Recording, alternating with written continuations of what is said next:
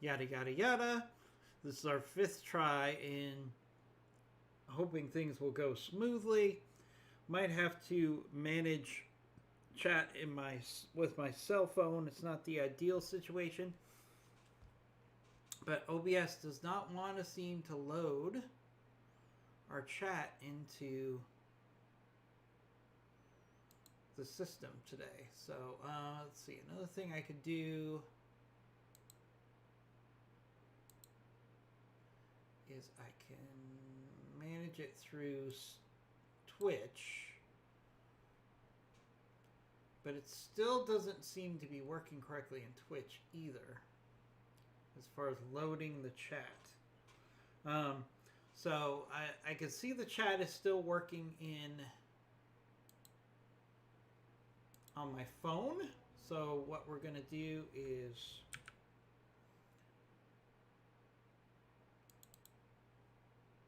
we're going to power on. We're going to move forward with using my phone for the chat. So sorry, I'll do my best to keep an eye on the chat as much as I can on my phone. Goggles, can you hear me correctly? Because we had some audio issues earlier. So if you can hear me and see me, I'm just going to go ahead and proceed, and I will just use my phone to monitor the chat as best I can. Because I think there's a problem with Twitch not sending data to OBS. Because I tried monitoring the chat in Twitch, and I'm having the same problem. Let's see, one other thing I can do. Sorry for all this back office stuff this morning. Everything's good here. Okay, so I'm going to put... Basically, I'm going to put my channel on one of our audio stream on one of my extra monitors. All right, everything's good here. So I can at least see the chat via Twitch. So let's just do that. Let's cut out the middleman. OBS isn't going to let us see the chat at the same time, which is fine. I will just keep an eye on the chat through Twitch. It's not the ideal situation, but it will work. So good morning, Goggles. How are things going with your playthrough? Or do you feel like you fixed that bug that was bugging you? No pun intended. I know that was a little frustrating to start out with your BTA experience with some glitches. It does happen. You know, anytime you're dealing with a mod, that was a critical hit, lad. You're going to have some glitches. I had some glitches just a couple days ago myself, where my video card was not communicating correctly. So, you know, it happens. It happens. So just hang in there. BattleTech Advanced is worth it. Sometimes you just have to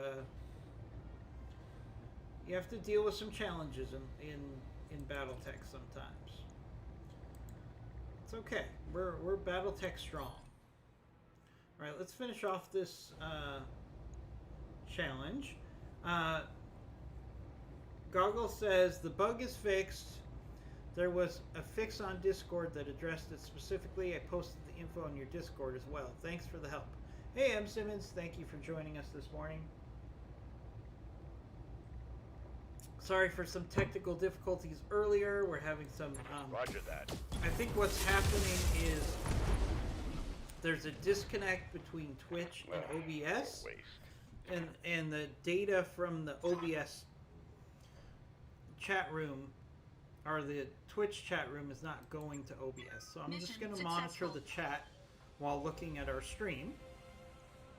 It's not the ideal scenario, but we'll make it work. We've got a good 3 hours, or I had a good 3 hours before I had those technical difficulties, but we'll probably still go for 3 hours here because I really enjoy my BattleTech in the morning. So, Goggles and M. Simmons, you may have heard, I know I talked about it on chat, but I'm not sure if you were in it. I got myself a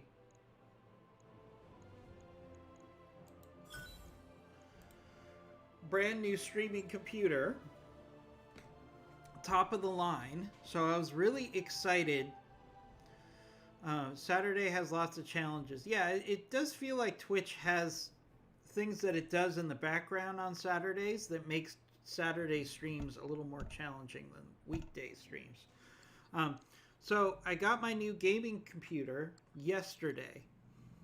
I was so excited. I took it out of the box, hooked everything up. Everything's powered correctly.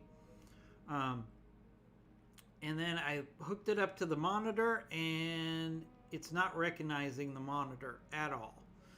So I'm a little frustrated because it's a really high-end plug and play, ordered off the internet computer. So I should be able to just open it up, hook it up, and we should be good to go. But unfortunately, it's not recognizing the monitor. So of course, it's Saturday. Good luck getting customer support on a Saturday. So I'm going to have to open it up and see if there's a problem with the video card or if there's a connection that got disconnected during shipping. Because I have the quality control sheet that says everything was working when it left the factory. And I certainly know how to hook up a computer to a monitor, so that's not the problem. So now, I'm going to have to open it up, try to figure out if there's a loose connection in the video card. I find that frustrating, because it's like, if I paid that type of money, let's take alright, so if I paid that kind of money, it should be ready to go out of the box for what I paid for this computer. So, possibly the video card additional power plug was loosened. Yeah, that's a possibility. So, but I'm frustrated because, am I going to spend like 4 or 5 hours trying to figure out what's wrong with this video card? Like, it should work as soon as I power it on. I'm paying good money. If I wanted to have these problems, I would have built my own computer. So, we'll just try to figure it out. Let's do this this straight up battle. True, but shipping can add hazards. Yeah, I know. I understand, and I'll work through the problems. But it's just a little frustrating to me that we would have those type of issues for, like I say, it might just be a loose cable. Yeah, so I'm going to open it up and take a look and see what we can find. But, I'm also a little frustrated, to be honest with you, because it's like, well, I was already going to have to do some work for my day job today as well. So now it's like, now I have to mess around with the computer. Yeah, so I'm going to try to take it apart and fix the problem. So we're going to take Brimstone, which is our energy build. We'll put T-Bone in there. Because he'll get a bonus for the energy. That might be a waste of T-Bone here. Let's see. Who can I put in? Let's put Tex in the Brimstone. I think that's a good use of the Brimstone. Or Tex. We'll put him in the Brimstone. I'm going to put Garrison in the Big Mac, which will give a positive initiative buff. I want to keep playing with our Marauder, and we're going to put Ronan in the Marauder because she's our sniper. We're going to take of course we're going to take our Scout, our Wraith, which is my favorite mech. And then I got a Stalker P I could take.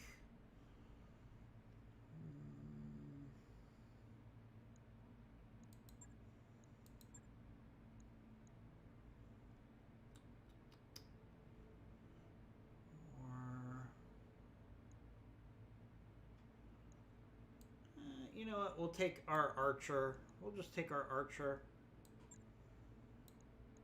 All right. And oh, we're overtonned. That's right. We're overtonned on this mission. We can only take 450 tons. So, what do we do? Let's see. We can take our, you know, we'll just take another fire starter Omni. And we'll be fine. It's a 3.5 skull mission. We should be okay. Yeah, so Goggles, I'll open it up, try to figure it out, and I just find it frustrating because one of the reasons I didn't build my own computer is because I don't have the time to fidget around with fixing a computer and its computer problems. So I'm just going to open it up and try to fix it myself. It's not a big deal. I can almost certainly figure out fairly quickly if it's a problem with the power cord. But it's like, really, guys? I mean, it came with a certification saying everything's working correctly. Then it was packed like it was Fort Knox. I mean, it was covered, completely covered with wrapping and cellophane, and it had protective stuff inside the case and outside of the case. It was pretty well protected. But I did notice that the connections for the video card were a little askew.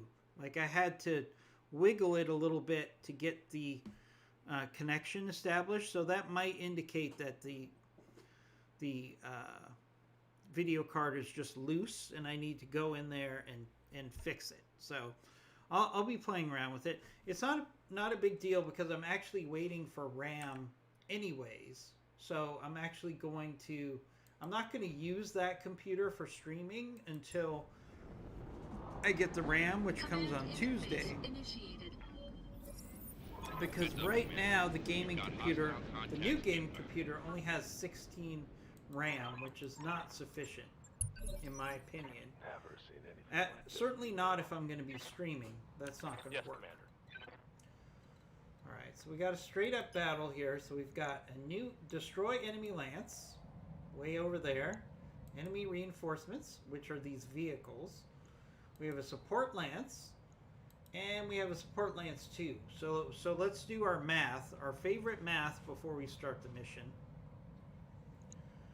So we've got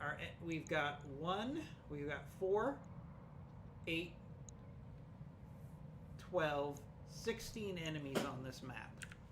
So it's going to be similar to the last mission that we had yesterday in the fact that we're going to have a lot of enemies to deal with on this map. Probably fell off the top of a stack. Oh, great. So, so my question is, all right, so Goggles, my question is, should I just send it back and have them send me another one? Because if it had a tumble in the truck, what other problems could there be? So, I might be able to go in and fiddle with it myself and fix the problem. But does that mean there's other problems in the case that I'm not aware of? Or should I just box it up, say, hey, the video card's not working, I want to ship it back to you and you can ship me a replacement, and then I wait another week for the computer to come?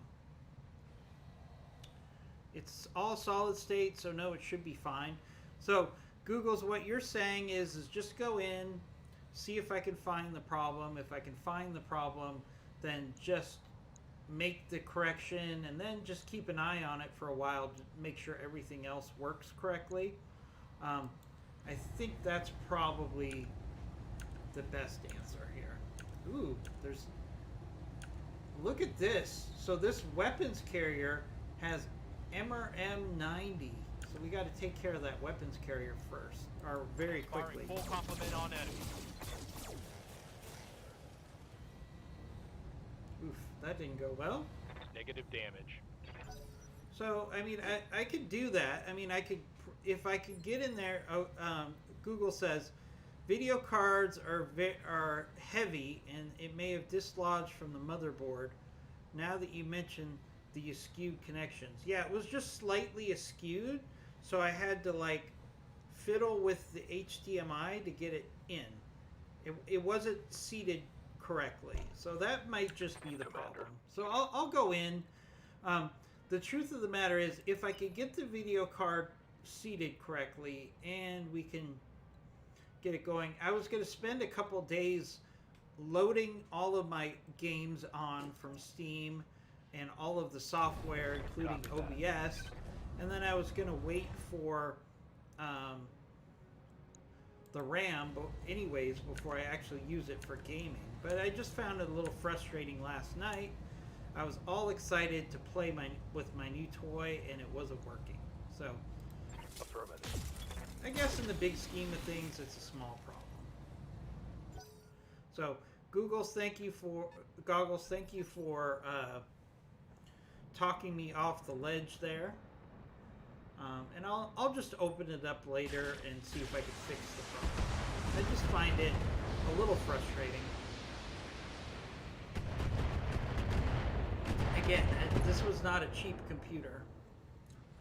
I mean, it's got the best video card in the business. It's got a Radeon 9 operating system, so it's a really nice computer, and it looks fantastic. But I would just like it to work when it comes in the box. That's all I'm saying. Is that all you got? But enough complaining about that. Let's get to BattleTech. So, Goggles, as long as we're chatting, so you fixed your problem with your save. Did you do a restart again, or did you just play through once you fixed the problem? Because I really want you to have a good experience with BattleTech Advanced. I know you were a little frustrated at the beginning, but you know, once you get the hang of this game, it is a phenomenal game. And it's always tough in the beginning because your pilots have low gunnery, and it seems like sometimes you get rolls against you. I get it. It happened to me all the time in my first playthroughs. Fire in. You just have to stick with it. I still totally understand the frustration. I just built my system and there's a couple of little hiccups. Still on the easier restart and it's all going good, better. Yeah, I mean, the first... I'll be honest with you. BattleTech...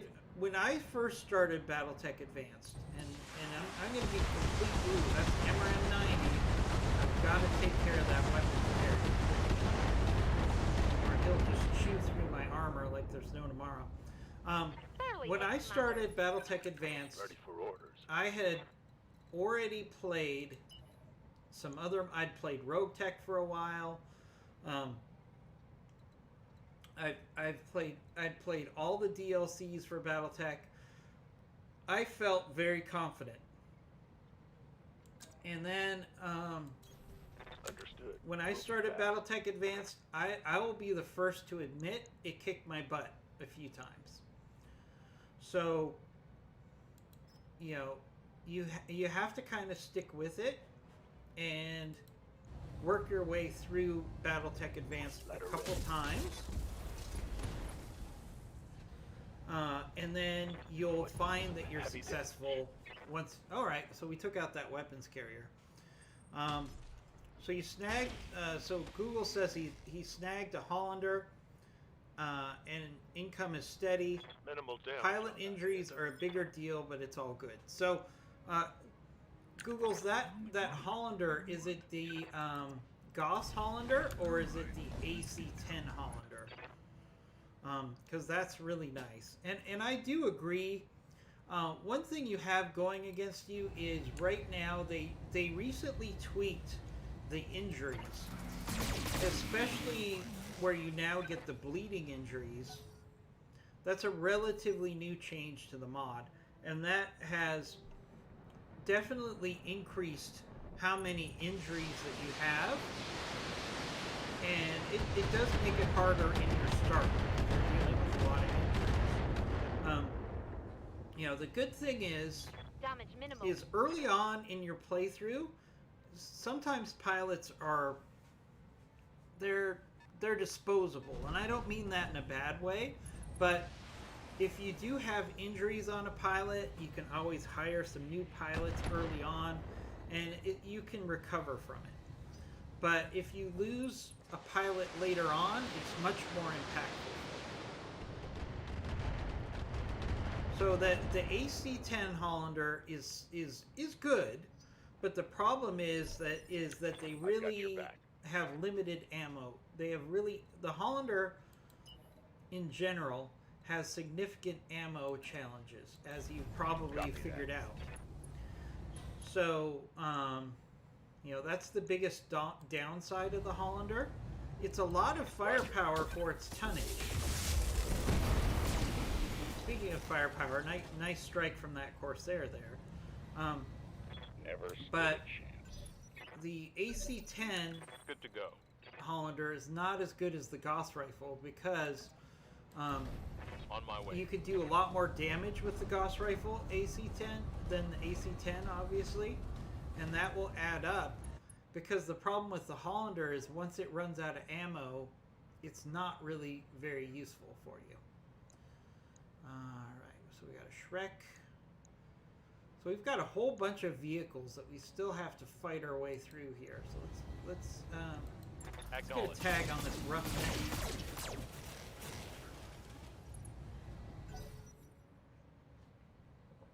So I want to encourage everybody who's watching the stream. We got a lot of people this morning. Please get involved in the chat. Makes things a lot more fun for everybody if we have as many people in the chat. If you're new to our streams, please give us a follow, because that will enter you into our Funko Pop giveaway. Waiting for orders. Each month we give away a Funko Pop, and your minimum level for entry to get in a chance at the Funko Pop is a follow. After you do that, Got it.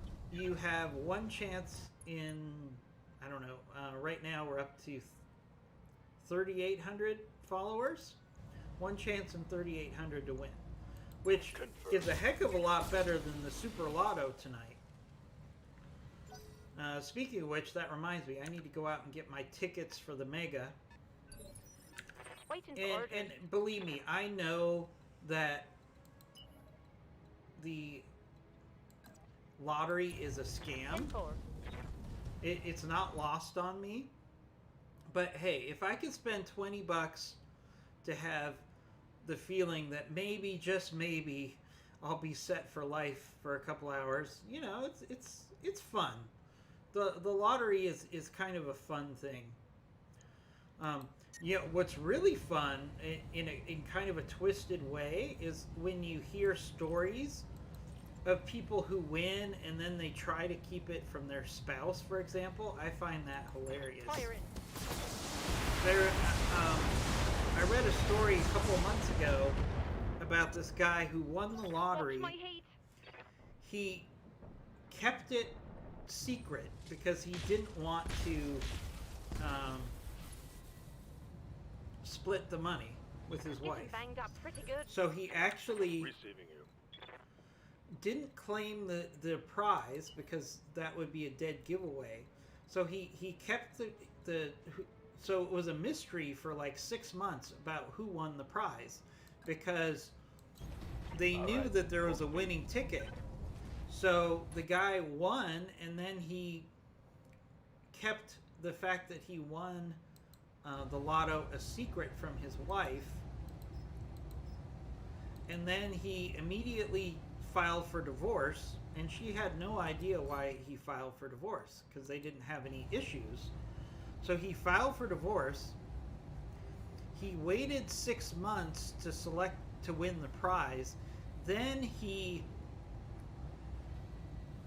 took the option to be an anonymous winner, so it wouldn't be publicized who won. They just announced, hey, the winner came forward and he wants to be anonymous.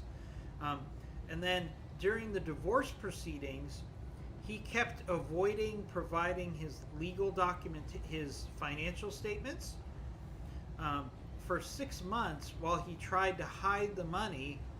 And then eventually it came out in court, and then the wife ended up getting half of the money, which she should. You know, if he used shared money to get the lottery ticket, then she should get her half, right? That seems fair. So, ironically, and this story was crazy because ironically he eventually came clean to his wife, apologized, and then they ended up staying together and sharing the money. So, I mean, that's kind of a crazy scenario where the guy wins the lottery, he keeps it secret because he doesn't want to split it. His spouse then finds out about it, gets half the money, and then they stay together, and she kind of forgives him for trying to rip her off, which I don't understand.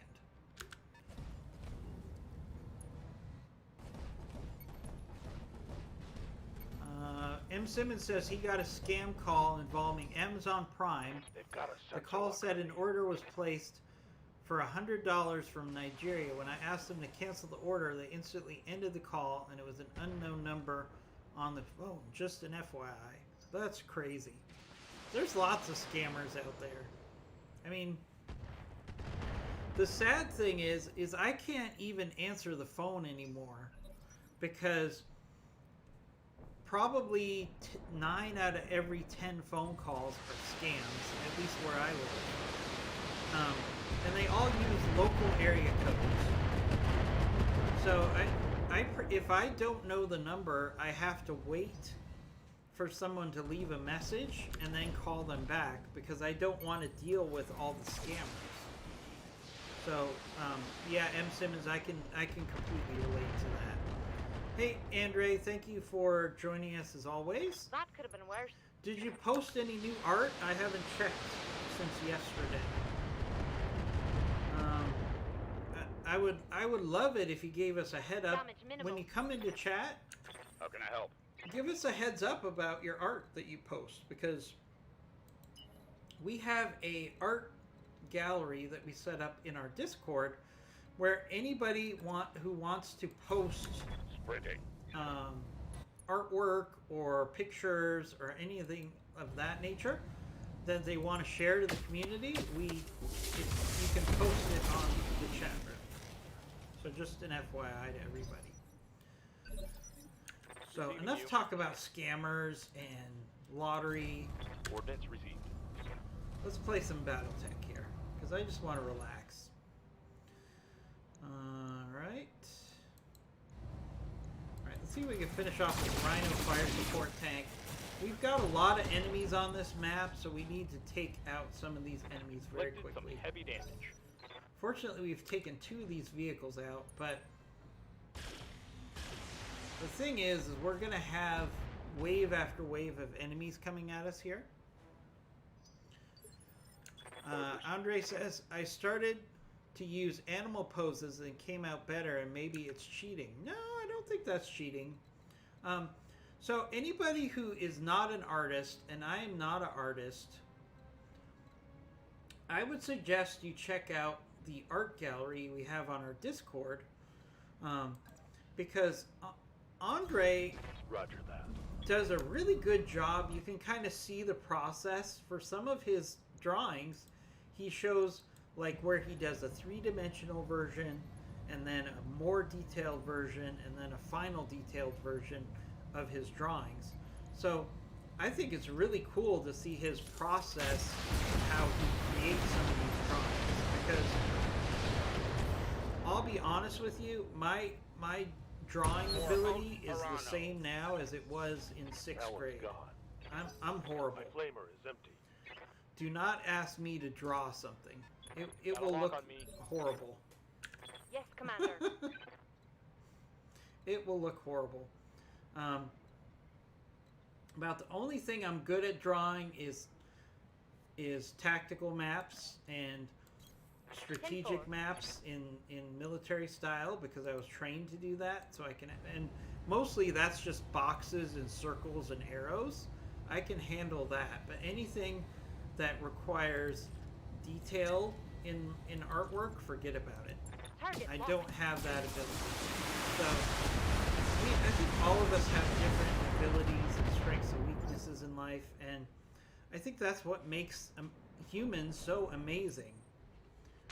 You know, there are people that might be challenged in some ways, but in other ways, they're great musicians or they're great artists. It's just really interesting how the human mind works. Me, on the other hand, I'm not sure what I'm talented in, other than maybe BattleTech Advanced, but I don't know if that's really a talent, as opposed to me just playing the game a lot of hours. So, I figured out the math. So, I did some research looking at Steam. So, if I look at my timeline, I have about 2,000 hours in regular BattleTech.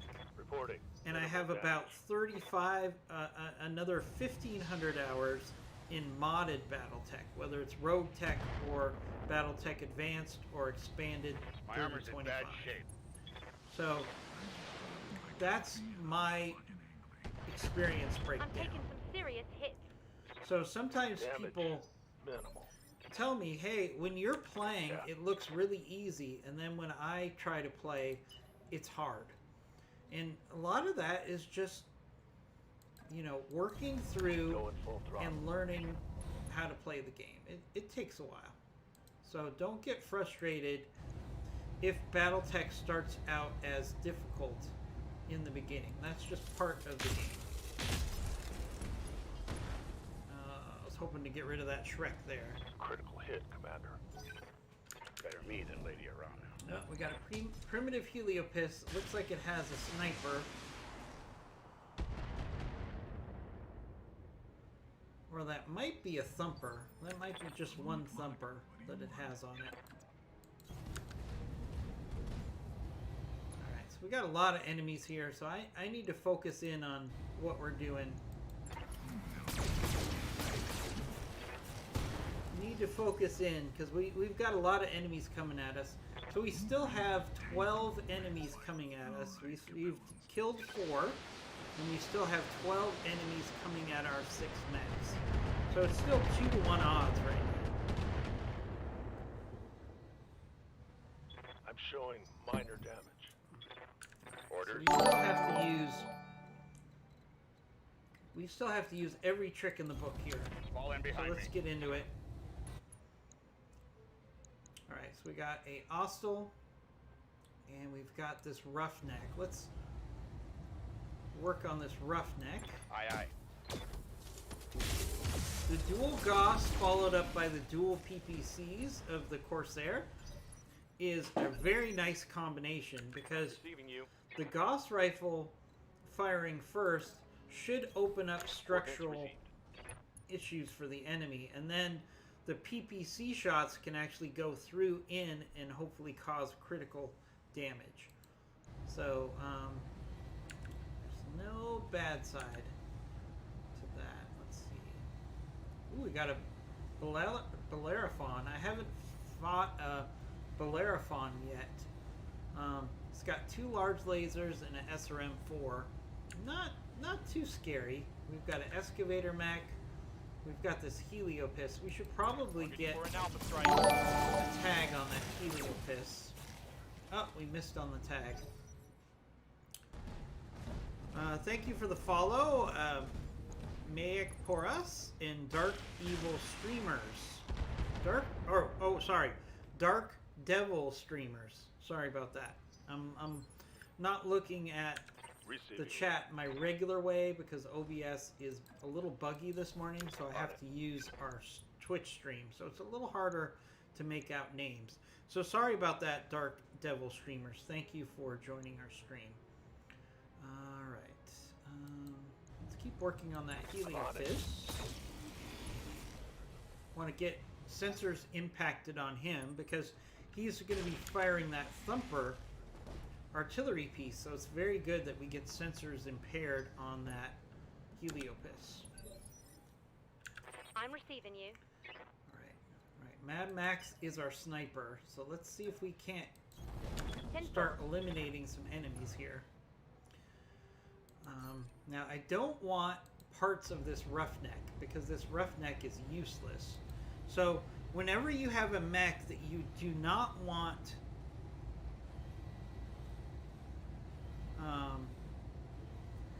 if you ever have a mech that you don't want a part of, for example, this roughneck, I would much rather have parts of other mechs. So one of the tips to get rid of the roughneck quickly and easily is to just go for the center torso, because if you destroy the engine, you're only going to get one mech part. All right. So for those of you that ask me how do you maximize salvage, one of the ways you do that is to get kills on the center torso for mechs that you don't want salvage for.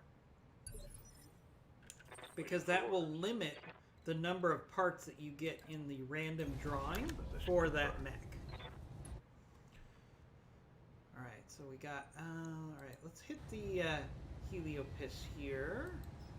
With some Inferno. We'll probably hit a couple mechs here. Yep.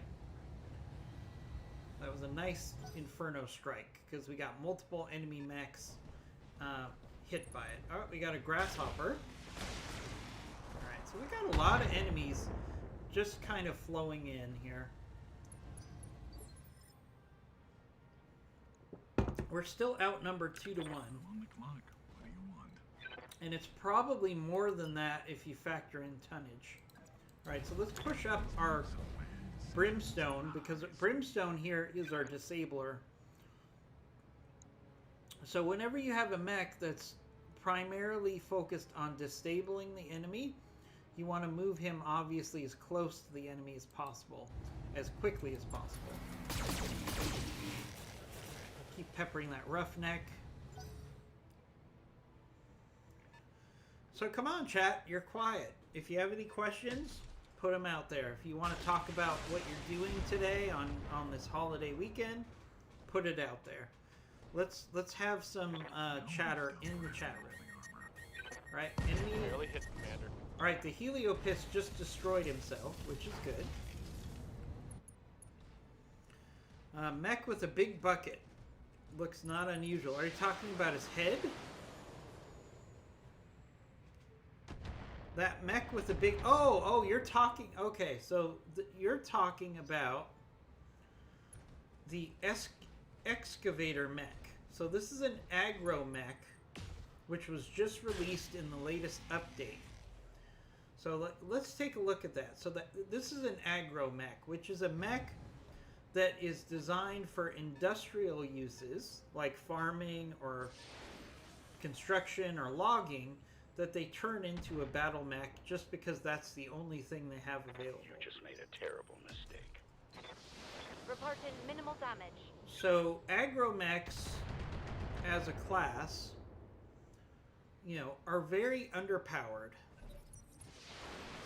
It's closing to Dark Age era. Yeah, so you know, you have to remember in the lore. My armor's still solid. We're at the point where society is slowly getting back to where they were 400 years ago. So let's take a look at this excavator mech. So it has a large laser, an AC-5, and a large laser. That's it. And it's got, now, it does have that big bucket on the front of it, which was used for digging. So you don't want to let any aggro mechs get close to you, because that's their strength, is melee. So we want to keep those aggro mechs at a distance so they can't use their melee, because that's the one thing aggro mechs actually do have going for them, including this roughneck. This roughneck is also an aggro mech. Is they have really strong melee, but their weapons are really not much of a threat. So when you see those, you can go after the enemy at long range, and you'll be successful most of the time. So aggro mech, keep at long range. That's kind of the message here. All right, let's go for the center torso here on the roughneck, because I don't want any pieces of this in salvage that I don't have to have. So the least amount of salvage you'll get out of a mech is 1. And one of the ways to make sure you only get 1 is to destroy the center torso. It doesn't always happen. Sometimes you'll get more than 1 piece, but more likely than not, if you destroy the engine, you'll only get 1 piece of a mech.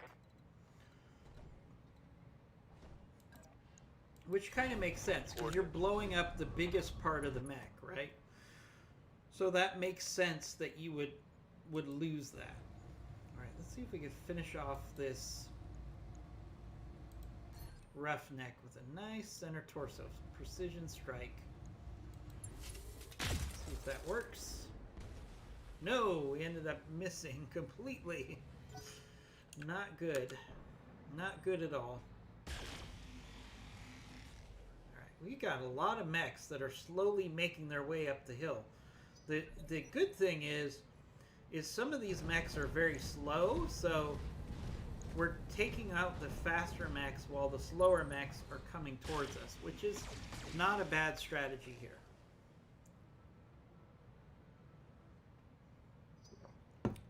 Because we're still outnumbered 2-1. Oh, there's another excavator. Oh no, that's the one we already were dealing with. Sorry. I thought it was another one.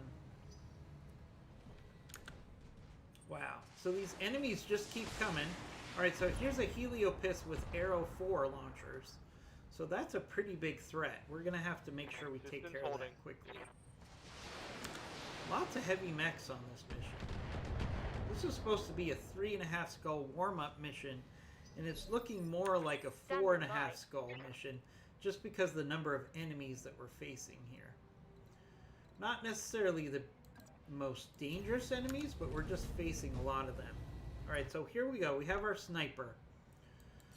Ronin, the Marauder, which I renamed Mad Max here, it has quirks that make it really able to get headshots at a much higher rate. So as you can see, she's a level 10 pilot with precision strike, so we have almost a 14% chance of hitting the head here. So let's go for the head.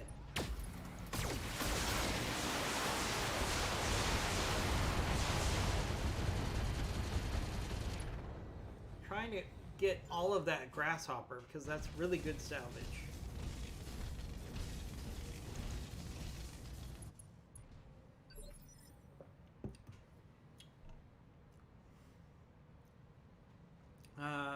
Eventually in 3150, one clan did fight through to Terra. Yes, so Yes, Commander. the clans did eventually get to Terra. It took them a very long time, but they did. Moving out. But by then, Terra wasn't as important as it is now. So, you know, I would argue that, yes, technically they did get to Earth, but it's not like they really ruled the inner sphere just because they got to Earth. So that's kind of a misnomer. They did win the right to become the head of the clans, but they did not just... It's not like when the clans got to Terra, everybody in the inner sphere just said, okay, we'll start following you. It doesn't really work that way. So that's a little bit of a misnomer that they ended up ruling the inner sphere. They became the chief the head of the clans, but they didn't necessarily rule all of the secession states.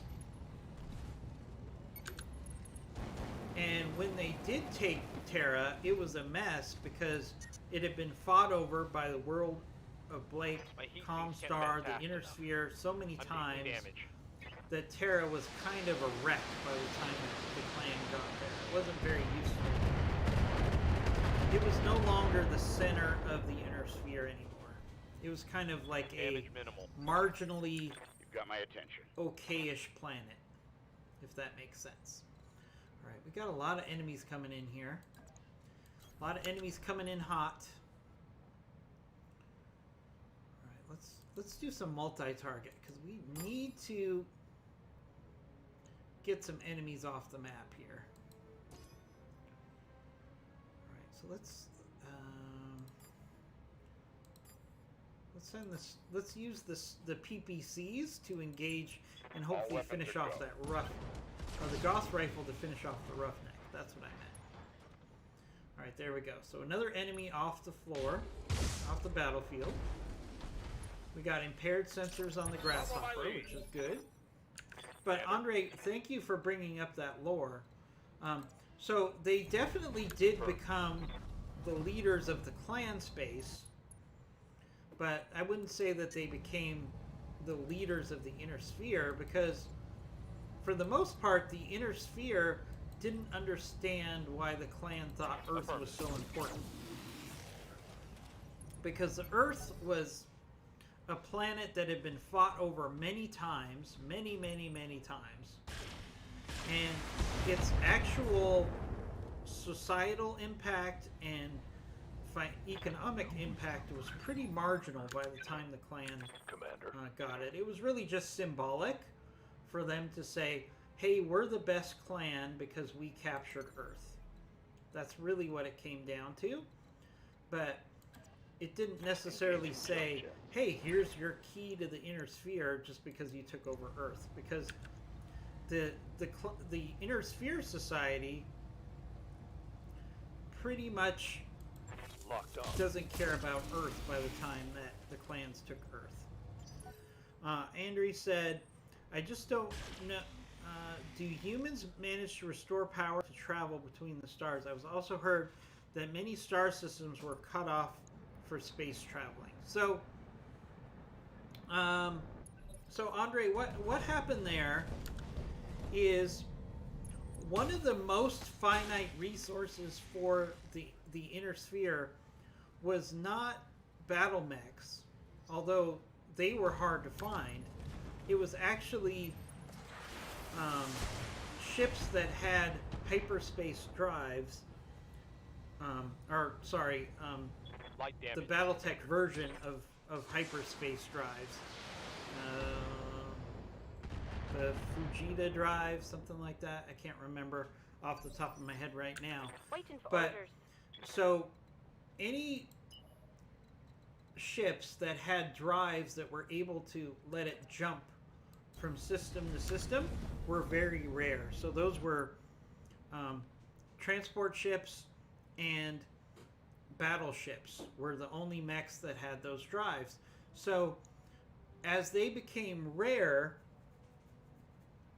there were only so many of those ships to go around. So sometimes planets that didn't have the economic value, simply were left to die because there were not enough resources to visit all of those planets. Fire in. And many of the planets, especially in the periphery, were very dependent on food being delivered to them. So when they lost the food transport, a lot of planets became abandoned because their population just starved to death. It's a true story. That was a solid hit. Because the Inner Sphere houses wanted to get as much value out of each transport ship that they could. So if they had a transport ship that could engage in commerce or provide food to a faraway colony that did nothing to support the Empire, guess what happened? The planets, in many cases, were just left to starve to death, especially during the Ameris Civil War era, when the Inner Sphere was fighting a horrible civil war. Many planets, especially in the periphery, were just left to die because there weren't enough resources for everybody, unfortunately. So that's kind of what happened there. All right, let's hit this hostile with our melee mech and try to overheat it. Didn't get as much heat as I thought I would get on that. Yeah, that's a true story, Andre. If you dig into the lore, there's many stories about planets that were just abandoned and the people were left to starve and die because they weren't economically viable anymore. So the Inner Sphere rulers just kind of said, you know what, we don't have the resources to help those planets. They're on their own. If they die, they die. Kind of like the guy who said, if I get Corona, I get Corona, and he ended up getting Corona. Well, these people were pretty much just left to die out there. It was a sad story. All right, we better work on hitting that Heliopis because he's got Arrow 4, and that's a real nasty piece of work. So let's work on getting rid of that Heliopis. It's far away, but it's got a lot of firepower with those Arrow 4s. So you always have to, with this game, you have to evaluate the weapons that are on the mechs, how long it will take you to kill the mechs. There's a lot of calculation that goes into every move that you make. So, like, I'm going to hammer down on this Heliopis as much as I can.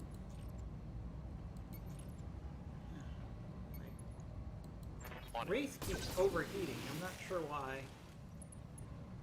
I'm sure it ran through some fire.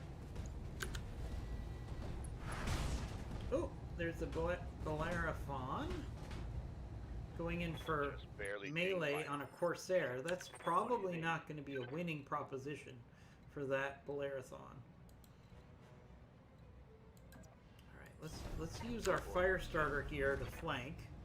Last thing we want is for that Firestarter to be involved in head-to-head combat against some of these mechs, but we can certainly use it to flank some of these other mechs. Oh, we missed the Heliopis there.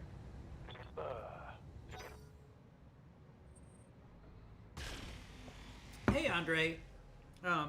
What do I think about Mech Warrior 6? So, Mech Warrior, the property of Mech Warrior is a complicated item because right now you have to remember that everybody who owns Microsoft owns the rights to BattleTech. So at the end of the day, what happens with all of the BattleTech properties really has to do with what Microsoft wants to do, because they own the rights. So right now, Piranha Gaming and its parent company, because Piranha Gaming was recently acquired, are the only people other than Microsoft that have a license to do any games associated with BattleTech. So that's kind of the challenge. Right now, PGI is focused on trying to get as much money out of their BattleTech 5 title as they can, because the original release of BattleTech 5 was kind of a bust because they didn't do a good job with the initial design of the game. So right now, they're in the process of releasing a DLC, which will be released on Steam. They're also releasing it on PlayStation 5 and on the Xbox, all at the same time. So that's probably not going to happen until maybe maybe the fourth quarter of this year, because they have to reconfigure the game to work on gaming systems, which is very different than the PC. So they have to completely redo the code for the gaming systems. So I think realistically, you're going to see the release of the DLC and the updated MechWarrior 5. That's probably going to happen, Confirmed. I would say, at the end of this year. And then I don't think there's any plans for another company Here it comes. to create a MechWarrior 5 title. Or a MechWarrior 6 title. So, Andre, have you played MechWarrior 5? Because if you play it on the PC with mods, it's actually a lot of fun. We do play it quite a bit on our channel. Once a week we play MechWarrior 5 co-op. And if you play with friends, it's actually a lot of fun if you use mods. So, you know, I do have hope that with the DLC that comes out, they'll address some of the issues that are currently addressed by mods, and MechWarrior 5 will be a much better game. So hopefully that answers your questions. MechWarrior 6 is not on the horizon, Shot went internal. but the DLC for MechWarrior 5 is, so hopefully that will work out for everybody. Alright, we've got a heat issue. Alright, let's see if we can hit this Bolerathon with a kick from our Corsair. And nice chunk of damage there on that Bolerathon. Standing by. See, the tricky thing on this mission is we've got a lot of enemies, but they're not a lot of enemies that I necessarily want salvage on. Understood. Moving fast. Rhino support. Alright, we should probably take the shot on the rear of this Rhino support tank. On it. While we can.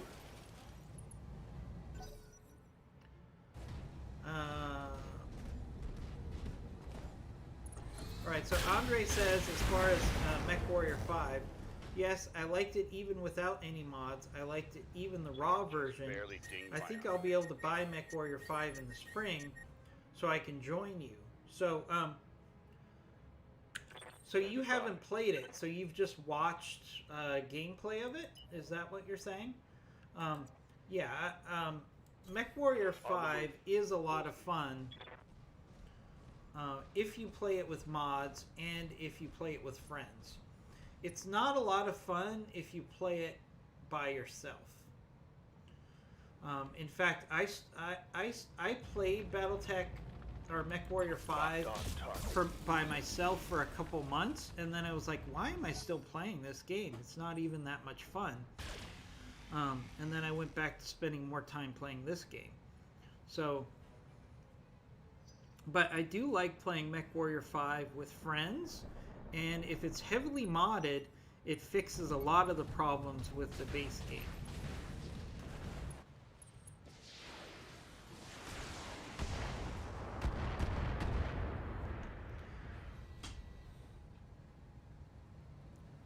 Oh, you have a cracked version. That's right, and you can't play with other players. That's right. That's right. So it's a lot more fun if you could play with other players. Now, Yes, Andre, I will tell you that you're probably going to get it cheaper now before they release the DLC. If they release the DLC and it's successful, then it's going to be hard to purchase the base game without it being probably more expensive. Target locked.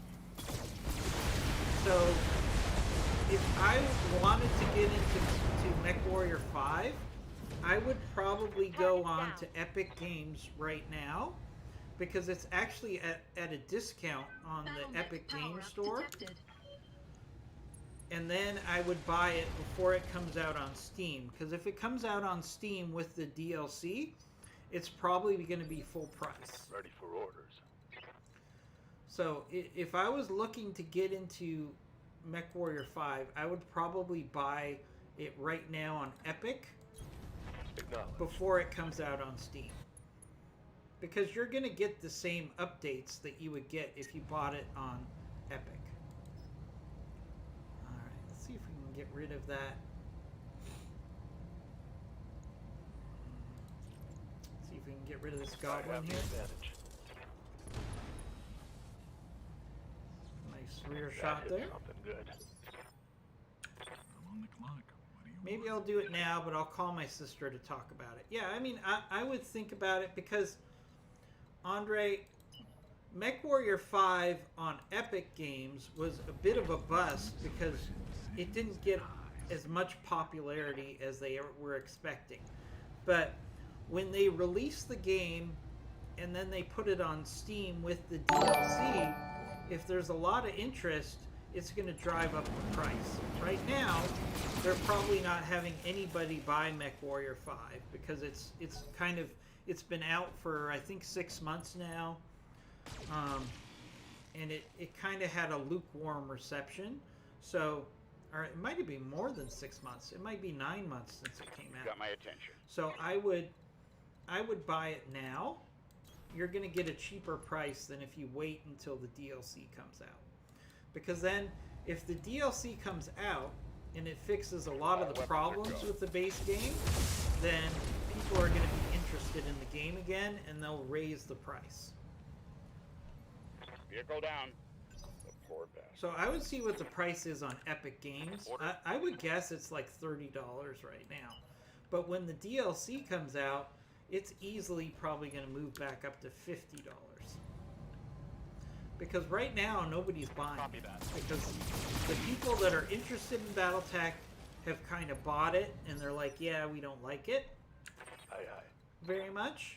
And once it's got a mass appeal, especially if it's released on the game systems, then it's the price is going to go up. Oh, sadly, it's still $56. There's no discount presently available for me, so you'll have to wait. Okay. So, you know, if it's still full price on Epic Games, then I would wait. But sometimes Epic Games does have sales. Because I have seen that game, I think it was around the holidays for Christmas. I think I saw it at like $35. So I wouldn't get it at full price, but I would probably keep an eye out for a sale. And if it's anything less than $40, I'd probably buy it. But that's just my opinion. I mean, I bought it at full price because I'm a sucker. And I really had high hopes for MechWarrior 5. But again, it's very fun if you play with friends. It's just not very viable playing by yourself. Not that much fun. It becomes just a game of grinding. Which I don't like games that require you to grind. It's just really not that much fun. Now you could say every game has some grinding to it,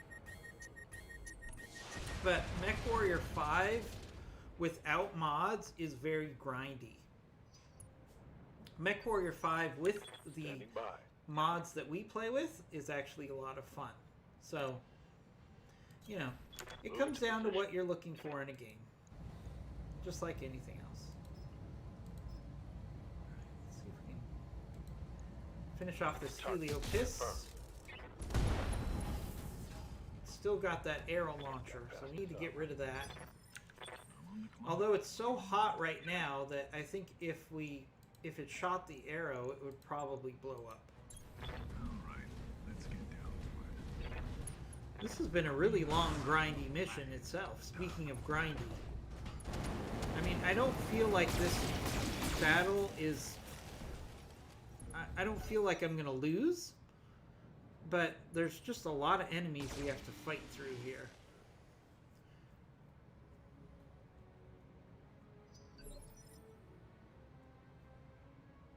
Hey, IMG, do you want to if you're watching on your phone, does that mean you have power issues again?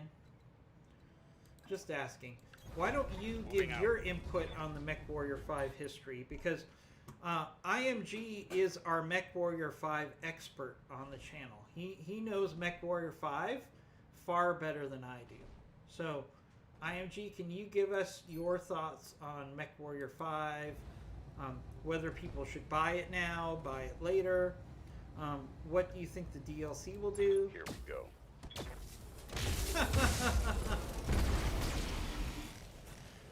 Well, IMG was lazy. He didn't want to get out of bed. I can relate to that, IMG.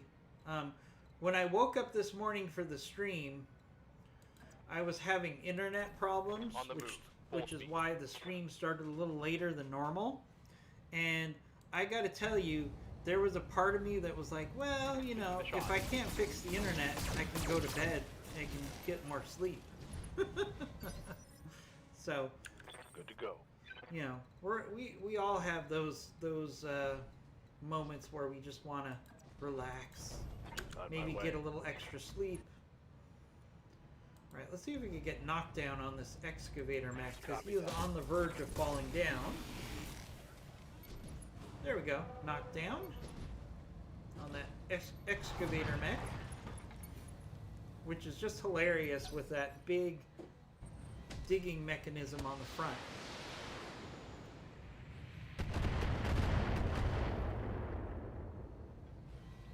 Damage minimal. Waiting for orders. So, IMG, when you say guarantee, are you talking about a financial guarantee?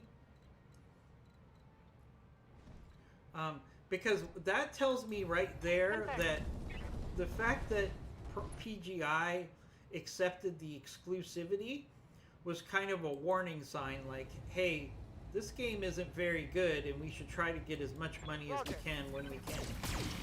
So that might have been a red flag that they didn't feel very confident in their game, that they went for the exclusive bonus Mech destroyed. with Epic. I'm not a big fan of Epic because Battle mech power up detected. they go for these exclusive games. Battle mech power up detected. You know, it's their gaming model. IMG says basically Epic, meaning Epicly basically bought a flat number of copies for them to stay on Epic for a full year before anything else. Commander. Yeah. So there you go. So was that a red flag that the game probably wasn't very good? I would argue yes, it was a red flag. Now, I think I hit something good. expired in November. It's been Uneasy out for over a year now. Yeah, I thought it was more out a lot longer than 6 months when I said it. That was wrong on my part by a pretty big margin. But I have to be honest, I've lost track of time so much over the last year. It still feels like it's June of 2021 or 2020 and not January of 2021 with everything that's been going on. Google says, to be fair, it was also Epic's first big play with the exclusive release. They needed an angle to acquire market share from Steam.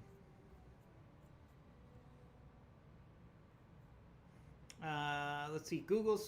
Goggle says, I don't mind. Epic is doing what I would do if I had to take share from the big boy on the market. So, yeah. Talk to me.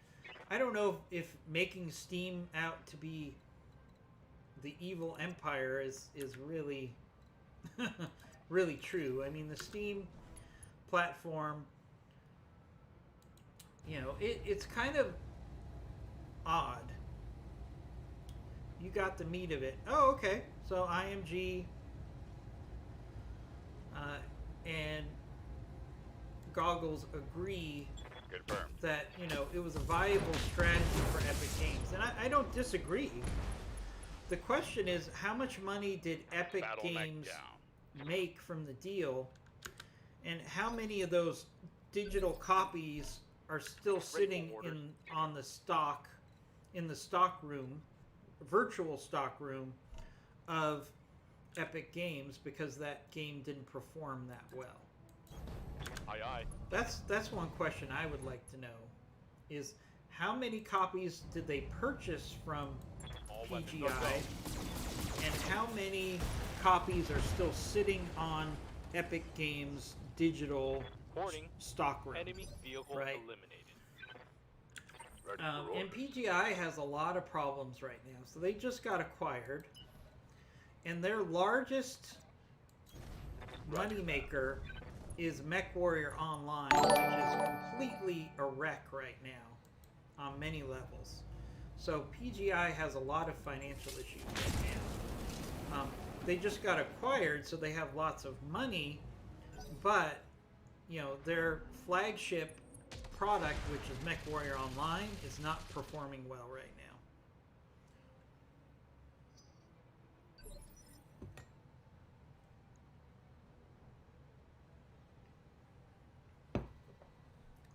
I'm receiving you.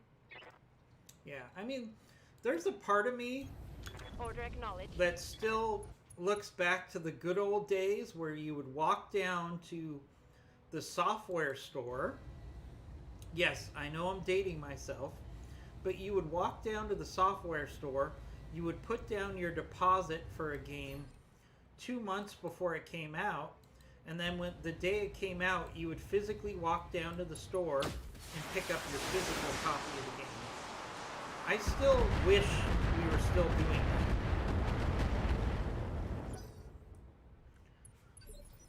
There's a part of me that liked going to the mom and pop software store, putting down my deposit, and helping the little guy instead of helping a big software conglomerate, if that makes sense.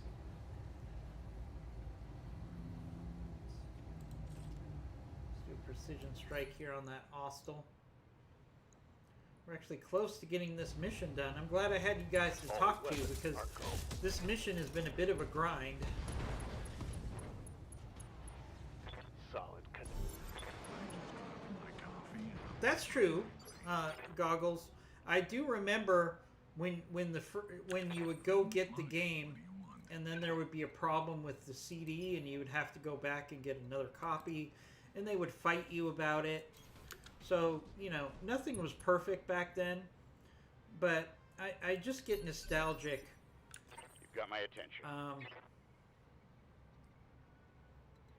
About the old way of buying games. Roger. So I told this story the other day, and I think it might have been off camera. So when I first, one of my favorite games, my stories about pre-ordering a game came with the release of a game called Birth of the Federation. And that game, I actually pre-ordered it 3 months before it came out because I was so excited about that game. And then 2 days before the release date, I just happened to be in a Walmart of all things, and I found the game on the shelf 3 days before the release date because there was an error and they put it out early. So I ended up buying that copy. Then I had to fight to return my other copy because I wanted to play the game as soon as possible.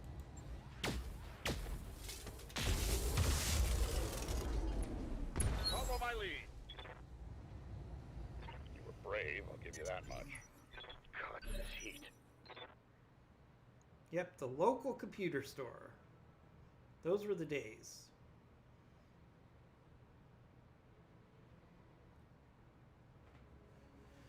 Yeah, I remember. Waiting for orders. You know, you would walk down to the computer store. You would look at what games were on the console, and then you would talk to other people in the area about RAM and computer systems. The old computer stores were actually a really social hub where a lot of us, you know, and I'm proud to say it, a lot of us nerds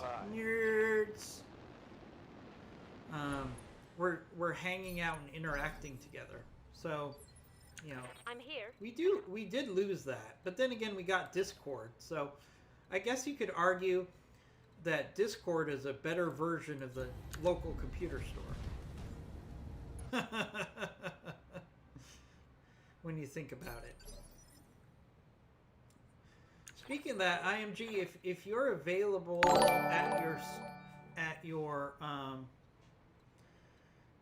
computer, if you could put in our Discord, I'd appreciate it. We should probably put that in the chat.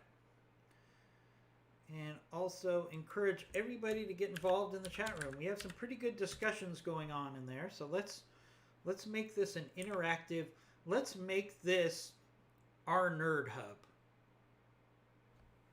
Yeah, that might be a good name for the channel, IMG. Should we rename our channel Nerd Hub? You know, I'm kind of kidding, but that kind of has an interesting ring to it. IMG says, so they decided their big news really shouldn't be shared with 2077. Alas, there's not a lot of options in terms of pre-Christmas sales, so they decided to put the whole thing on hold. And then they also, IMG, put it on hold further because they wanted to release it on gaming consoles at the same time. So that's the other part. They could have just said, okay, we'll release it in February, but now they want to release it because they got acquired on gaming systems at the same time. Roger that.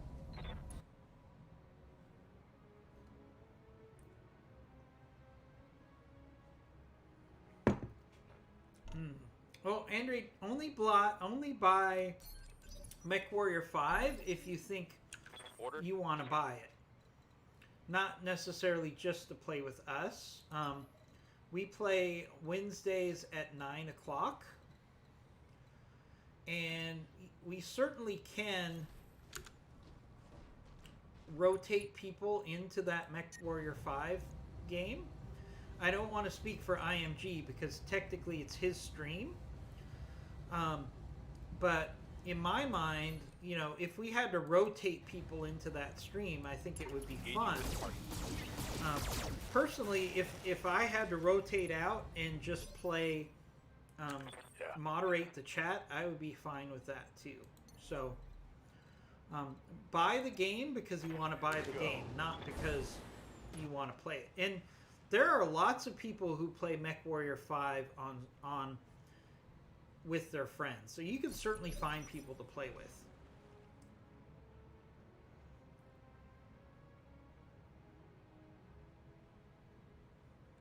Yes, Commander.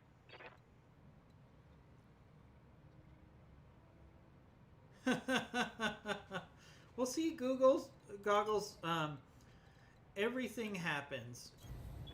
You know what? I'm going to start calling you GP. Goggles, can I call you GP? Because I keep struggling with your name, and I would rather just give you some initials instead of... Because when I see that G-O-G-G... Weapon system down. You know, I instantly think Google. It's hardwired into my brain. So maybe I should just call you GP from now on.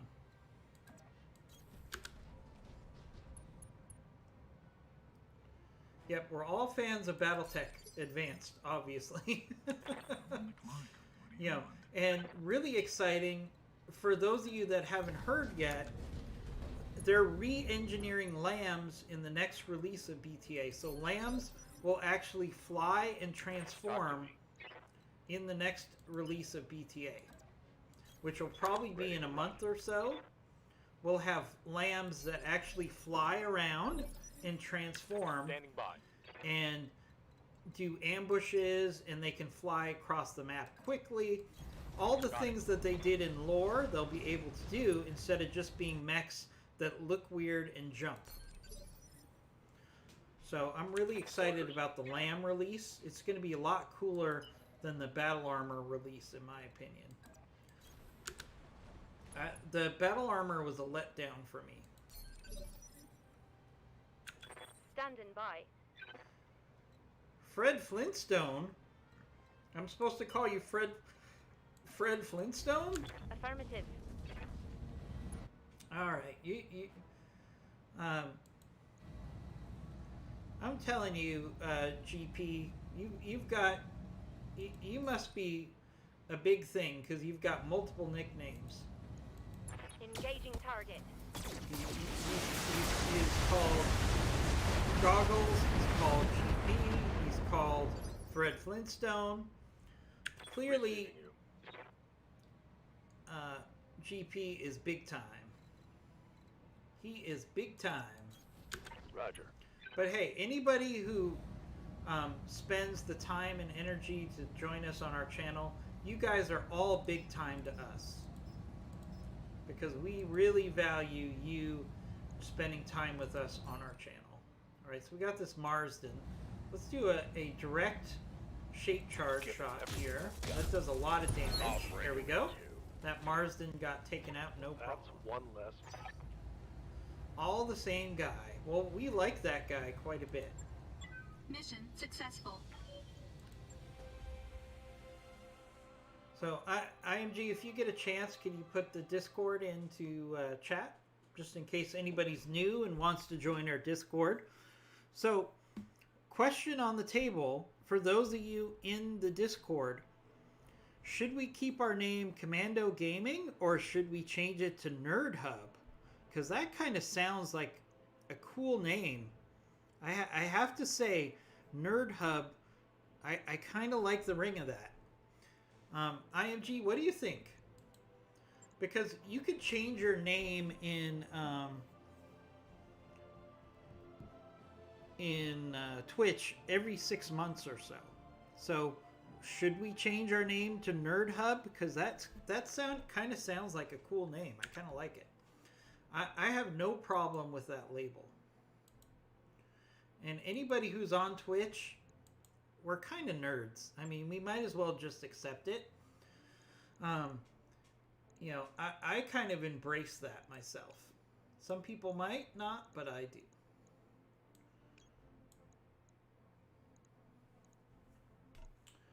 All right, let's see. Let's take that Arrow 4 launcher because that's worth a lot of money. Any parts that are too good to pass up here?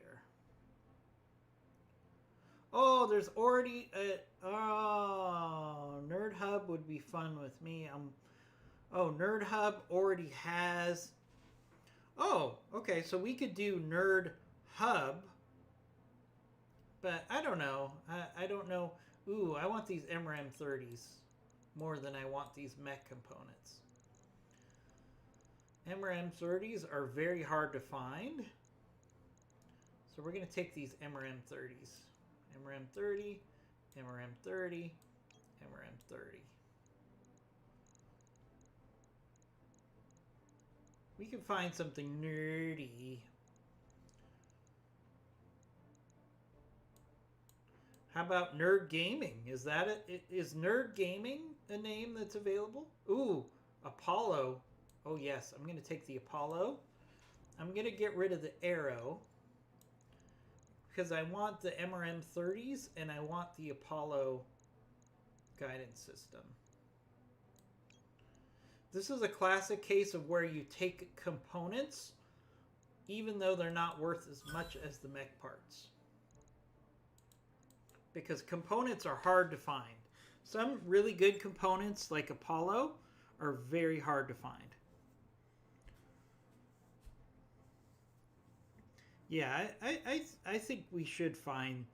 So I mean, I have no problem with Commando Gaming, and that's what we're branded on YouTube.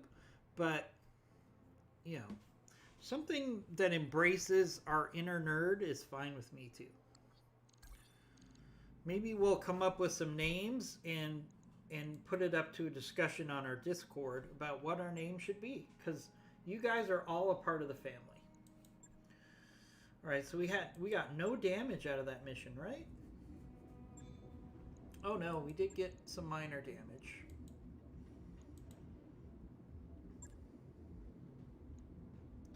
Nerds.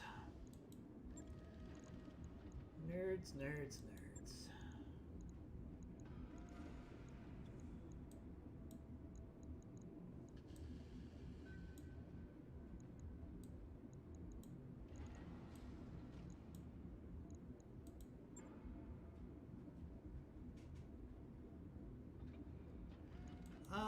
So Mech Warrior 5 will be even more expensive later. Shouldn't be too bad.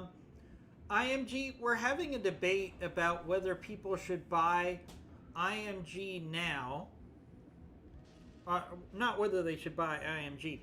Whether IMG, they want to know if they should buy Mech Warrior 5 now or wait till later. My concern is it'll get more popular later and it'll become more expensive. So my suggestion to everybody was to keep an eye on Epic Games, and if they give you a sale option for Mech Warrior 5, which they might do before they lose their exclusivity, that will be a good time to buy Mech Warrior 5. What do you think of that idea, IMG? Yeah, we got to change. When that's done. We got to change our name of our backup Grasshopper to Evil Disco, as suggested by Askewed One. Thanks for joining us, Askewed One. We're having a nice casual stream on a Saturday. Always makes me happy to spend some time with you guys. Alright, let's at least get our Wraith back up before the next mission.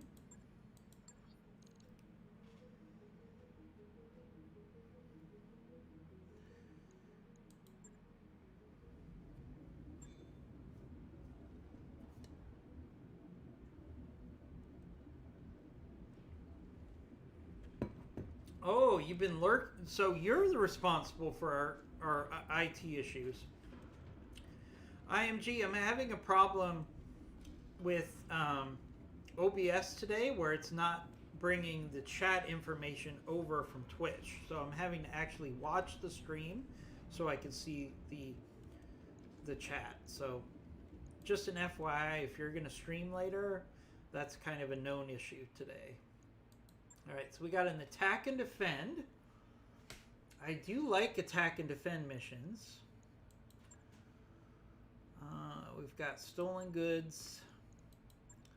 We've got a recovery and a steal the prototype mission.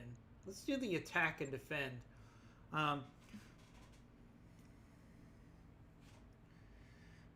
It's not your fault. No. It's not your fault that we're having a problem. It's a Twitch problem.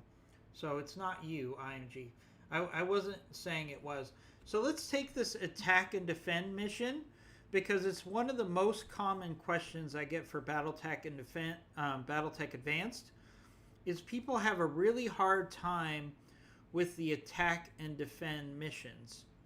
So I'm going to try to talk through how I handle a typical attack and defend mission. So let's do that. All right. So our configuration of our lance is going to be a little different with attack and defend. We're going to drop our Corsair because we want more tonnage spread out over the lance. So we're going to take our PPC build, which is quad killer here. We'll put T-Bone in the quad killer. So we're going to take Quad Killer, which is our quad PPC awesome. We're going to take Big Mac. We're going to take Brimstone. We're going to take Mad Max. And we're going to get rid of the Firestarter Omni. And we're going to take the Archer. And the reason we're going to do that is the Archer can provide fire support. So we're basically dropping the Corsair so I can upgrade and take the Archer, if that makes sense. No, it's not that attack and defense aren't awesome. It's just the fact that some people have a hard time understanding how to play attack and defense. And they feel like they get overwhelmed. So we're going to go through the best ways to do an attack and defend, in my experience. So with attack and defend,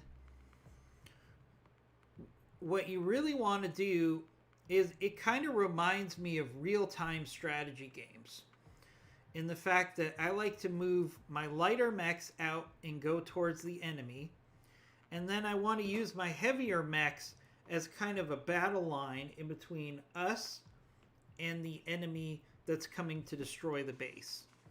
So if you do that successfully, you can send your lighter mechs in to destroy the enemy base, which is the primary objective, and then have your heavier mechs both defend the enemy base and move forward to provide fire support for your lighter mechs to destroy the base, if that makes sense. Now, it does really help. These attack and defend missions, if you have artillery, it's really much easier, because then you can use the artillery to attack the base in addition to your lights once you have vision on the base. So that's why artillery is an absolute game changer when it comes to attack and defend. But you know I love my artillery. You know, I've been a big fan ever since I started playing BTA and artillery became a thing. You know, I instantly realized that that's really a game changer, because if you use your artillery the right way, it can tie up multiple enemies at the same time, especially if you're overheating the enemies with your Inferno rounds.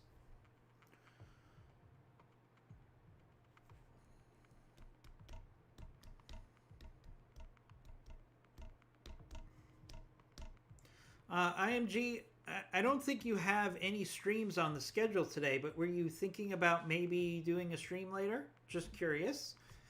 And if so, you can obviously put in a plug for your stream later. Command interface. Although I know you're spending a lot of time working on WoW right now, so that might be what you're spending your day on today.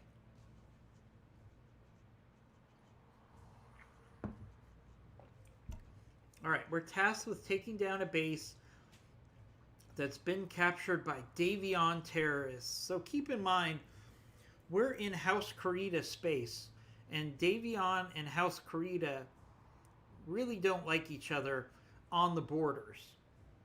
Now, in the larger inner sphere politics at this time, there is a larger relationship between the leaders of House Davion and House Kurita. However, the individual planets that are close to the border between those two inner sphere leaders or empires don't really like each other very much. It's a common theme in the lore that the planets next to in the friction area between the two members of the inner sphere really don't like each other.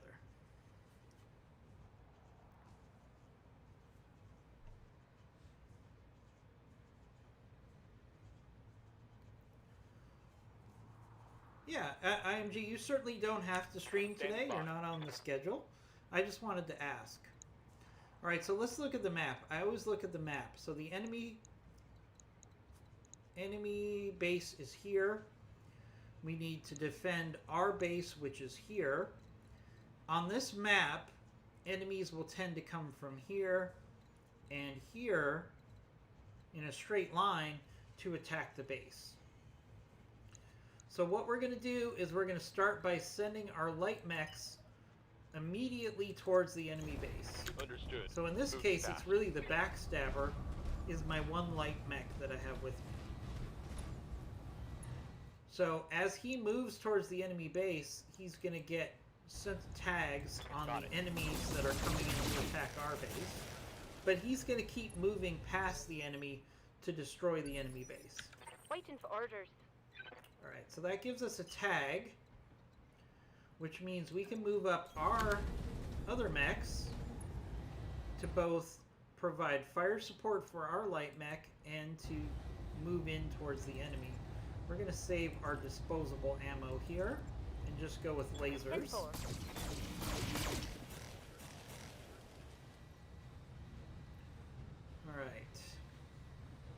So I'm really going to get into strategy here. Receiving you.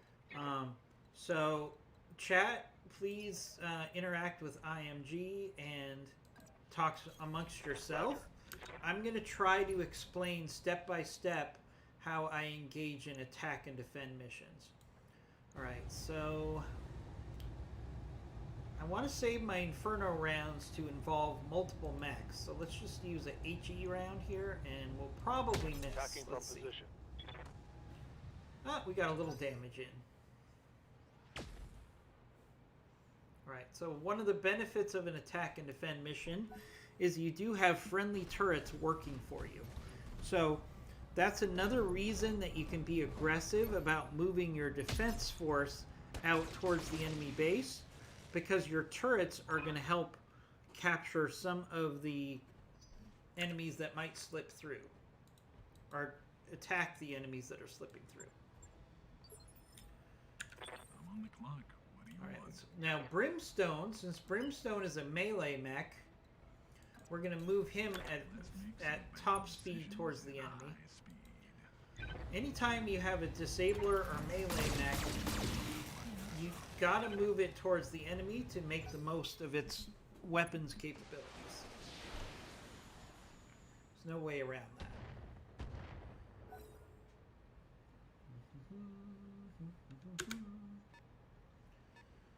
Alright, here comes some more enemies.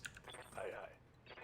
See, they always try to slip some enemies down this road here as an alternate way to get to your base. So for this map, you have to make sure you cover this road with at least one mech. Right, so we're going to use our archer to cover that road. Okay, and one of the things we could do is we can actually use our weapons strategically to deny this road to the enemy. So what we're going to do is we're going to send some thunder ammo onto that road.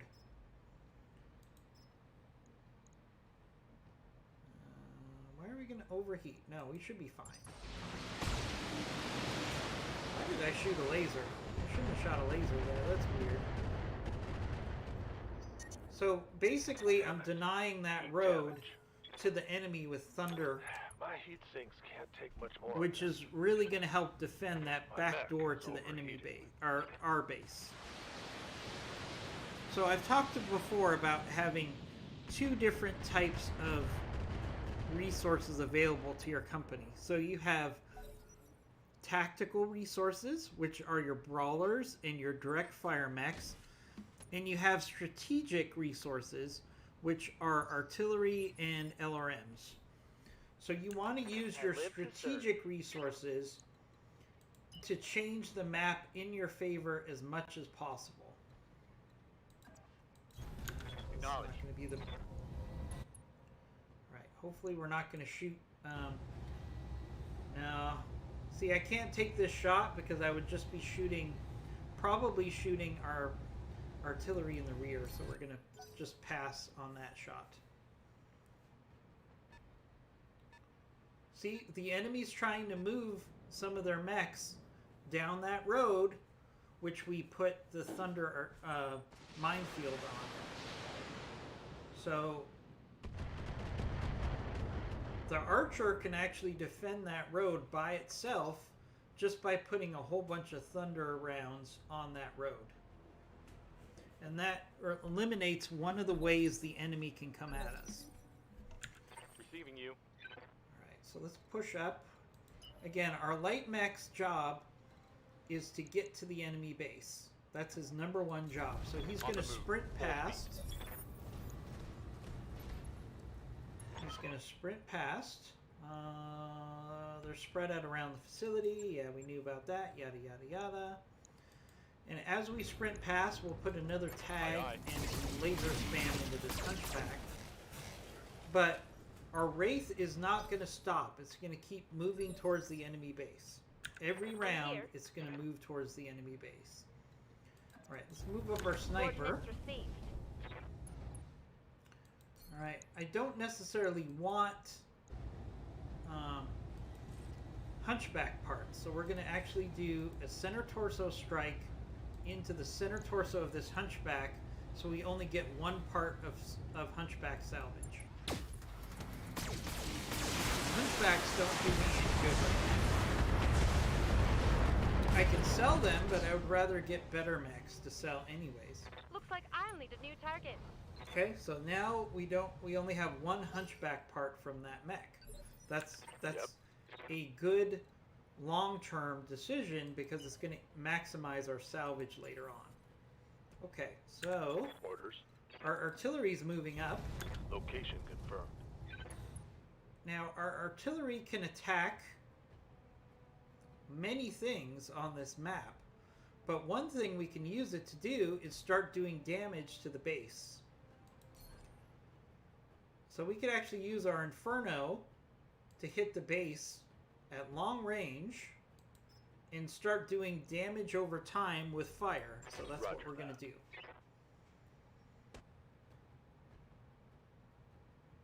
Not much armor left in that location. Right, so we're doing fire damage to the base while we move towards the base.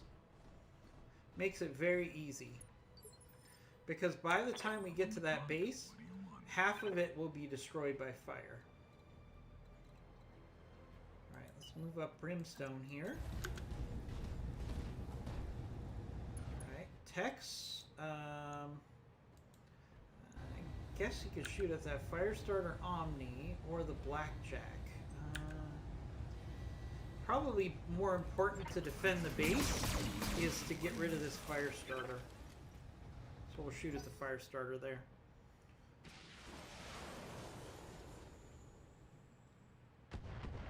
Alright, there's some good supporting fire from our base. That helps. Even though they missed, that still puts a level of stress on our enemies here. Alright, so we're going to move up our archer. Our archer's whole job is to defend this road from enemies coming out that way. So again, what we could do is we could do some multi-target here. So let's put some thunder ammo around that Blackjack. And then we'll use our lasers to do some spam on that Firestarter. If we have any, we can shoot one laser at the Firestarter, but we're going to keep putting thunder ammo on this road, which is going to keep making that road inaccessible to the enemy. Copy that. And we'll do some damage to the Blackjack. Right, so now the enemy, if they use that road, is going to go through 2 minefields. So that's a good use of our strategic resource, which is the LRMs. Hey, watch those heat levels. Yeah, I know. Well, watch your heat levels, Tex. Don't worry. Alright, that's some more fire support from our base. And now there's Inferno in that valley, which actually helps create another barrier against the enemy coming towards us. So that's good. Ready for orders. Alright, we got Quad Killer here. We're going to move up Quad Killer. Now, with Quad Killer, we want to go after a target where we get the most bang for our buck from the 4 PPCs. So let's go after the Axeman here. Welcome to my Alpha Strike. Alright, we hit 50%. Not the best, but not the worst.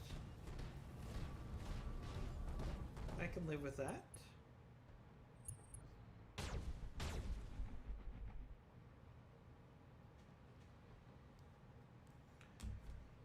I just dropped my coffee and I'm fucking angry. Oh, Tex. Can't take much more of this. Hey, Andre. Sure, you can share something with us.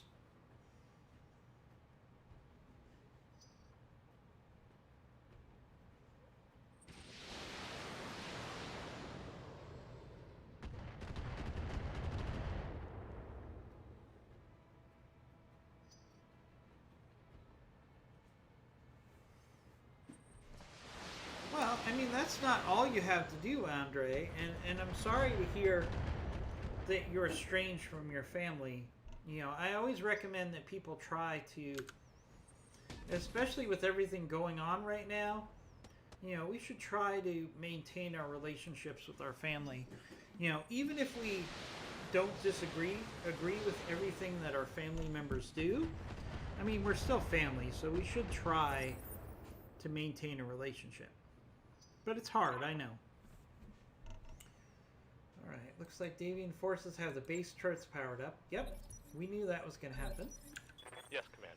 Alright, so we're back to our Wraith. Our Wraith is going to continue to pass through the enemy, shooting at the enemy as they pass. Alright, so we get some more vision. So we got an Orion on the map. We have a Blackjack Omni on the map. We have a Mantifuffle attack tank. Never heard of that one before. Let's get a tag and some missile spam on that Blackjack as we run past. Copy that.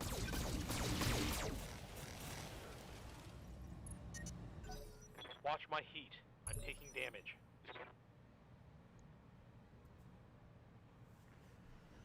Yeah, I'm sorry you're having a challenge with society, Andre. It's, you know, I'll be the first to admit that sometimes social interaction is not my favorite thing, which is ironic, given the fact that I stream. But, you know, there are times that I don't feel social as well. There are many times where I'm just like, hey, I'm happy just to hang out at home by myself and play games. So I can relate to that. Let's go for a headshot on this hatchet Copy man. that, Commander. Alright, there we go. Lethal damage on that hatchet man. Very nice. Mech destroyed. 3 salvageable parts. I know IMG loves the hatchet man. I would probably just put it together to sell it, but you know, a good mech to sell is always a positive. Alright, so let's keep using our strategic resources. And by that, I mean we're going to put some more Inferno artillery on the enemy base. Target confirmed. So we can keep causing damage over time to the base with fire. I'm under heavy fire here.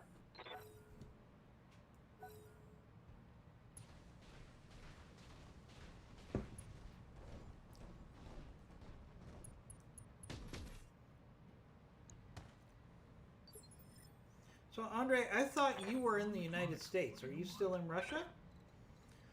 I might be misunderstanding what you're saying here. So let's go for melee here on this Firestarter Omni with our melee and disabler mech.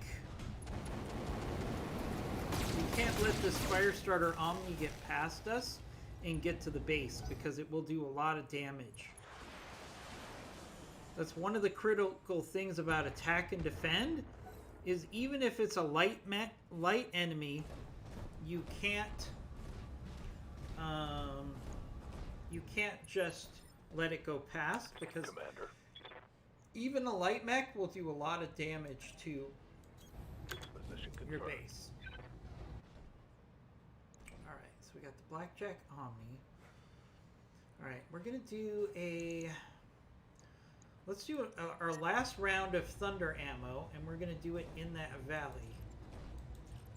So we can do damage to the Blackjack and make it harder for the enemy to come at our base over that valley there. So we're building up walls of defenses, either with Inferno or minefields, to keep the enemy from moving towards our base.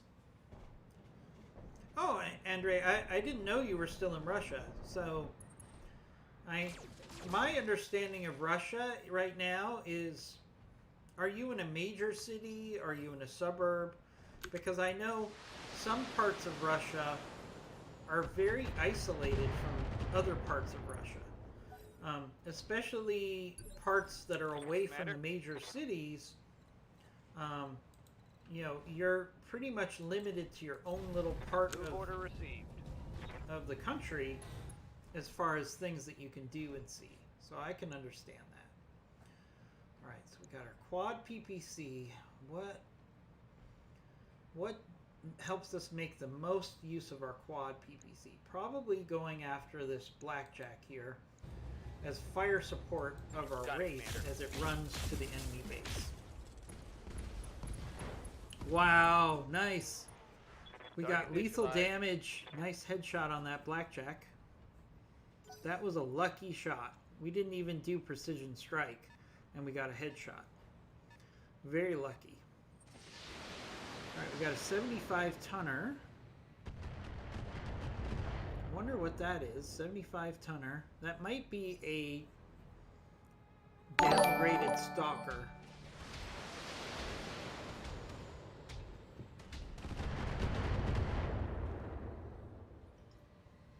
My armor's getting stripped off. Oh, okay. So you live around Moscow. Do you know, I think Russia does not have the social options that we have in the United States. I mean, even with COVID, we probably have more options for social interaction than you do in Russia. I think that's probably fair to say. Oh, it's on now.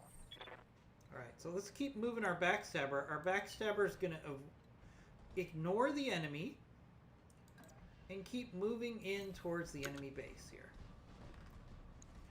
Remember, we have a certain number of turns. We have 4 turns before the next wave of enemy reinforcements. So we need to work on taking out these buildings more than we need to worry about taking out the enemy mechs. So let's go after one of these buildings, which has already been weakened by the fire.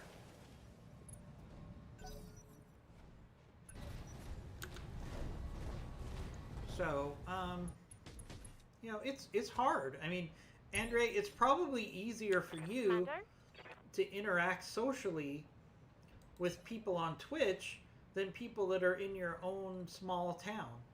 I would hazard that is a true statement. Quick stepping it. Oh, that's not good. I mean, you know, I consider you part of our circle, Andre, so I hope you feel that way as well. I feel like you're part of our extended family, and it makes me sad that people treat you that well. I mean, one thing we do have in the United States is I think we have more empathy for people that are different. I think the Russia, I should say, is a little bit more old school when it comes to having an open mind about people that are different. The United States is a lot about being inclusive. I'm taking heavy hits, Commander. There we go. There goes one of the buildings, I think. Than in other parts of the world, where people are very not treated well if they're different than the rest of society. Is that so? What do you want? But, you know, if I'm not mistaken, Andre, I think your chances of your mobility is a little limited by your resources and by your condition. So you just have to try to make the best of your situation. And if you don't like interacting with people in person in Russia, then one of the beauties of modern society is we do have this internet world where you can interact with people anywhere on the planet. Now, Andre, you did say, if I'm not mistaken, that you had a really good friend that you try to see occasionally. Is that true still? I believe your friend lives close to you, and you still see each other sometimes. Waiting for orders. All right, so now that our archer is out of thunder ammo. Copy that. We're going to take a use of his regular LRMs to provide fire support. Let's see. We got 2 Orions. We can go after, or we can... Yeah, let's go after this Blackjack here. With some Artemis. And we can also do our ER medium lasers. A full spread.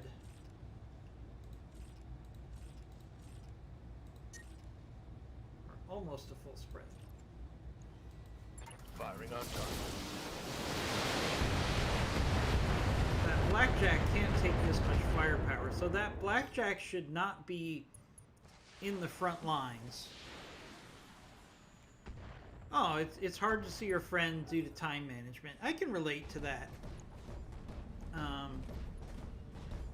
You know, my best friend in my life actually lives on the East Coast, and we hardly have a chance to talk to each other anymore, simply because of his location and other stuff he has going on in his life.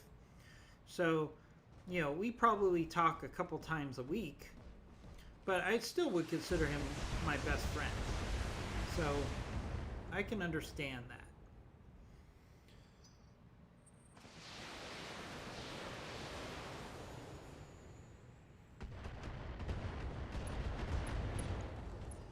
Wow, lots of heat. Lots of damage on that salvo. We're going to have to manage our mechs here. Waiting for orders. Right, quad killer. Let's not let this... oh no, can't go for melee. Alright, so you can't go for melee, so let's push you out of the fire. Confirmed. Probably not going to be able to shoot as much as we'd like here. Oh, no. Yeah, we can only do... 1 PPC? Alright, let's hope we get lucky with this shot. And no, we missed. No joy. Heat damage. Damn it. Ready for orders.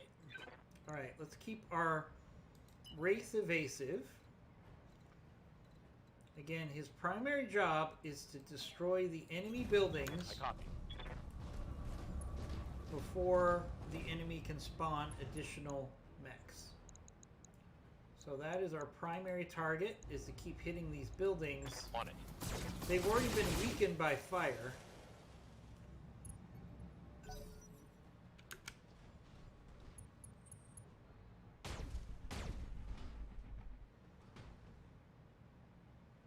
Alright, so we got 3 rounds to take out that enemy base. Are we gonna have an additional enemy lance drop? Now, having an additional enemy lance drop is not necessarily a bad thing, because that means more salvage. So I know some people who do these attack and defense, and they just fight as many waves as possible to get as much salvage as possible.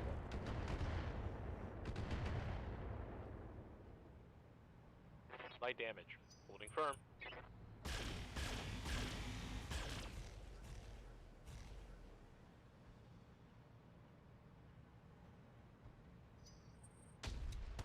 Andre, that's not true.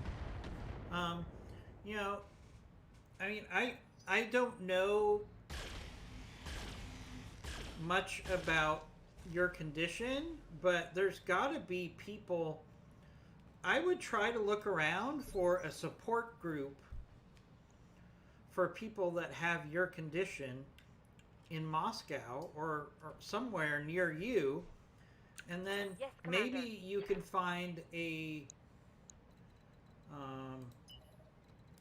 find some people that have the same Got it. challenges that Full you speed, have, No target. and build some relationships that way with some people that have shared experience with what you're dealing with. That's probably what I would do. It's very similar to people, and I'm not saying that your illness is the same as alcoholism, but what I'm saying is sometimes alcoholics build really good friendships when they're trying to become sober with people that have shared experiences. So they end up developing